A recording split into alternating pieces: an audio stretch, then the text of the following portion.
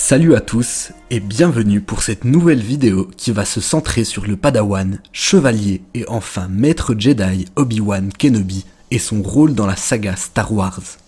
Je vais devoir tenter de lui rendre hommage à travers la création de quelques scènes iconiques des films. Pour ces LEGO Skyline, je me suis fixé 3 règles. Premièrement, chaque scène doit évoquer une période ou un moment précis des films qui m'a marqué concernant le personnage en utilisant un maximum de 100 pièces en tout. Oui, en tout.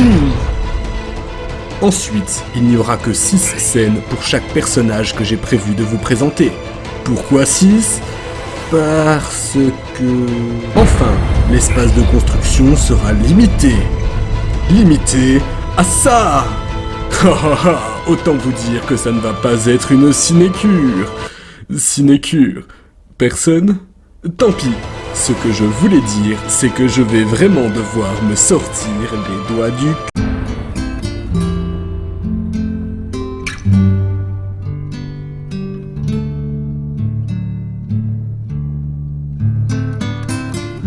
Nous allons commencer par une présentation du personnage dans laquelle nous passerons en revue la vie de notre héros, ses victoires mais également ses échecs, à travers ce que nous en disent les films. Padawan. Les informations concernant la naissance ou la jeunesse de Obi-Wan Kenobi sont absentes des films, mais on peut aisément déduire qu'Obi-Wan n'a jamais connu ses parents. Il a grandi au temple, comme l'immense majorité des Jedi, jusqu'à ce que le maître Qui-Gon Jinn le prenne sous son aile afin de mener à bien sa formation. Oh, mais qu'est-ce que j'entends à l'horizon ? Spoiler, c'est la zone spoiler.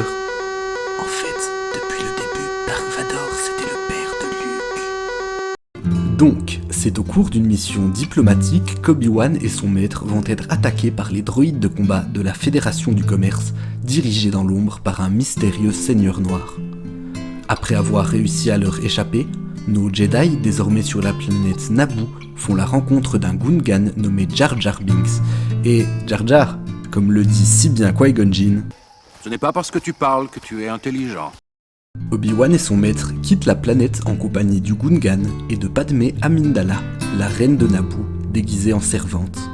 Toutefois, une échauffourée avec la Fédération du Commerce les force à se poser sur la planète désertique de Tatooine, où ils rencontrent un jeune garçon particulièrement prometteur du nom d'Anakin Skywalker. Tout le petit groupe va retourner sur Naboo et, avec l'aide du peuple de Jar Jar Binks, ils vont parvenir à repousser l'envahisseur. Mais le maître Jedi Qui-Gon Jinn succombera sous les yeux d'Obi-Wan, impuissant, durant leur duel face à un guerrier Sith qui est...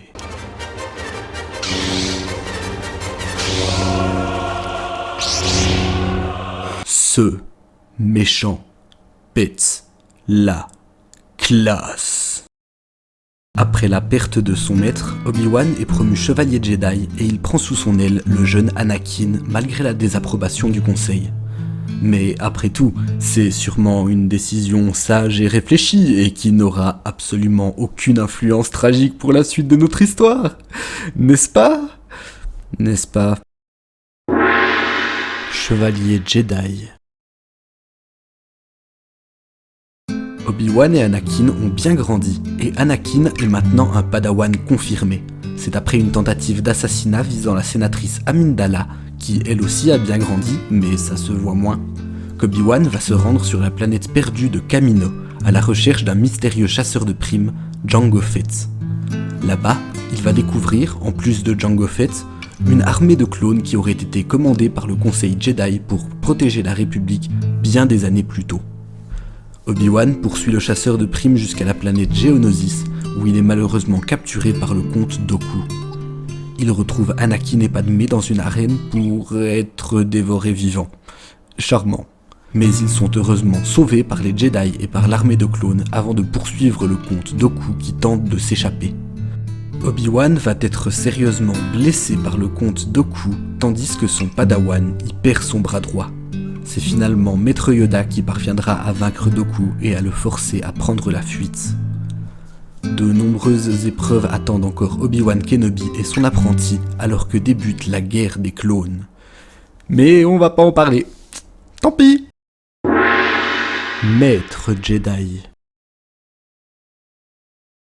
Quelques années plus tard, la guerre des clones fait toujours rage. Obi-Wan est devenu maître après le passage d'Anakin au rang de chevalier Jedi, et ils ont pour mission de sauver le chancelier Palpatine, capturé par le comte Dooku et les forces de la Fédération du Commerce. Le pauvre.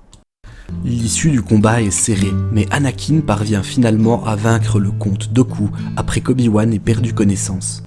Une fois le chancelier à l'abri, Obi-Wan est envoyé à la poursuite du général Grievous sur la planète Utapo.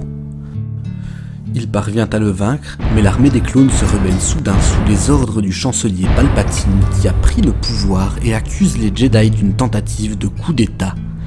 Le petit temps. Obi-Wan parvient tout juste à s'échapper, et à son retour sur Coruscant, Padmé lui avoue qu'elle attend l'enfant d'Anakin, et le jeune chevalier Jedi semble avoir disparu.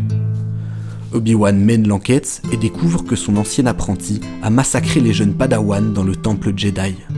Il le poursuit jusqu'à Mustafar, une planète faite de lave et de roches en fusion, où s'ensuit un duel absolument dantesque entre le maître et l'apprenti, qui s'achève sur un Anakin brisé et mourant. Obi-Wan l'abandonne à son sort et se rend auprès de Padmé, qui met au monde les deux enfants d'Anakin, Luke et Leia. Leur mère décède en couche, et Obi-Wan décidera de séparer les enfants et de les cacher sur deux planètes différentes. Il s'installera dans les déserts de Tatooine afin de pouvoir garder un œil sur le jeune Luke, qu'il observera grandir de loin. Car, bien que l'empereur Palpatine ait pris le contrôle de la République, il sent au fond de lui que le jeune garçon pourrait bien être le nouvel espoir de cette galaxie. Exilé. Les années passent, Luke grandit et Obi-Wan vieillit, mais il aura finalement l'occasion de léguer à Luke le sabre laser de son père, qu'il avait conservé durant toutes ces années. Il accompagnera le jeune homme dans une dernière aventure. Il le formera, puis il rejoindra la Force lors de sa rencontre avec Dark Vador, ou ce qu'il reste d'Anakin Skywalker, dans l'Étoile Noire. Obi-Wan continuera à guider Luke par-delà la mort. Il lui prodiguera encore de précieux conseils et le guidera vers Maître Yoda, afin que le jeune homme puisse parfaire sa formation. Il pourra enfin voir la rédemption d'Anakin Skywalker et la chute de l'Empereur quelques années plus tard, et repartira, paisible, arpenter les voies de la Force. Et l'Empereur n'est jamais revenu. Jamais! C'était donc la vie de Obi-Wan Kenobi dans la saga Star Wars.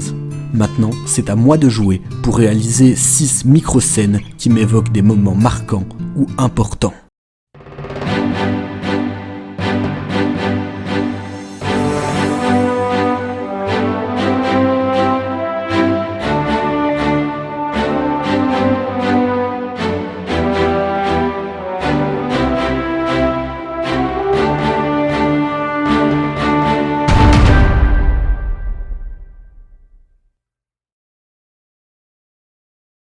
Voilà.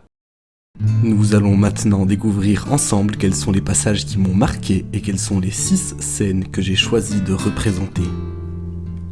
Commençons par un jeune Obi-Wan lors de son duel contre Dark Maul, classe, sur la planète Naboo.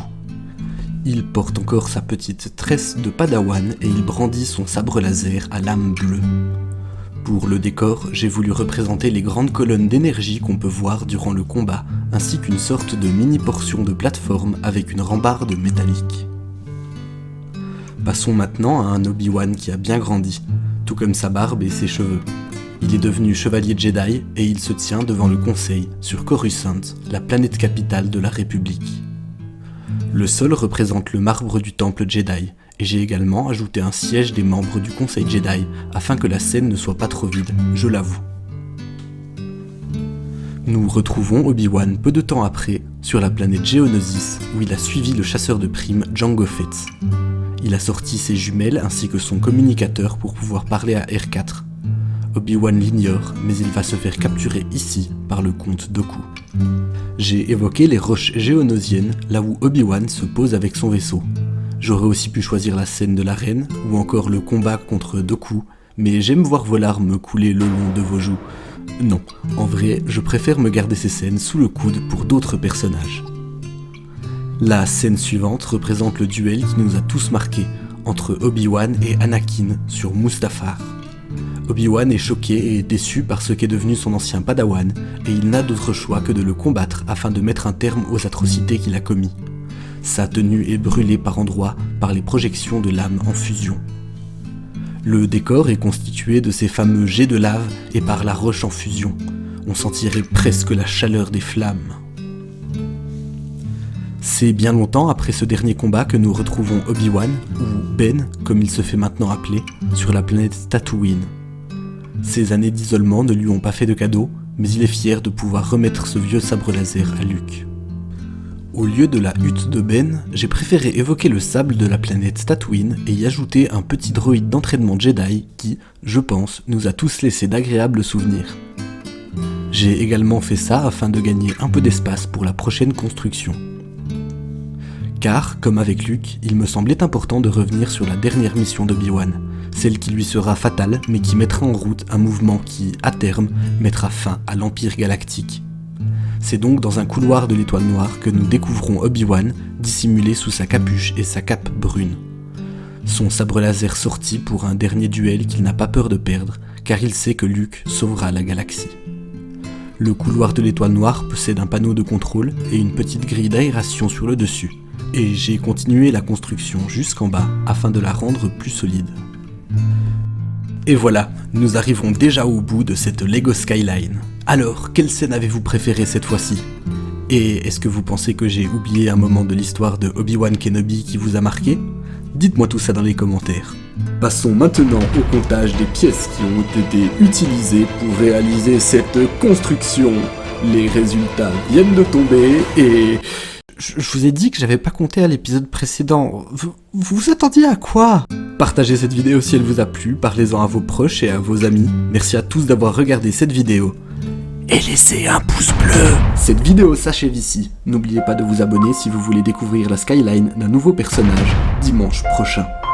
C'était Quentin pour la chaîne Cubrix. A plus.